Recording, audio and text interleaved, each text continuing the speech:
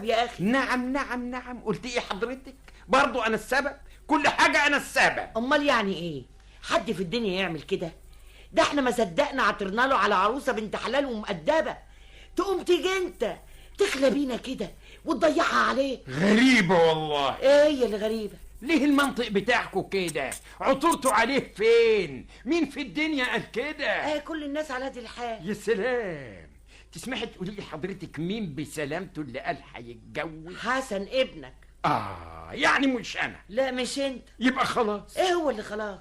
اللي هيتجوز هو اللي يدفع الثمن. وانت ما تدفعلوش ليه؟ هو انا اللي هتجوزها؟ ادفع ثمن حاجه ما تخصنيش، فاكهه مش هاكلها، ادفع فيها قرش ليه؟ بقى هو حسن مش ابنك؟ هو انا بنكر؟ ابني ونص.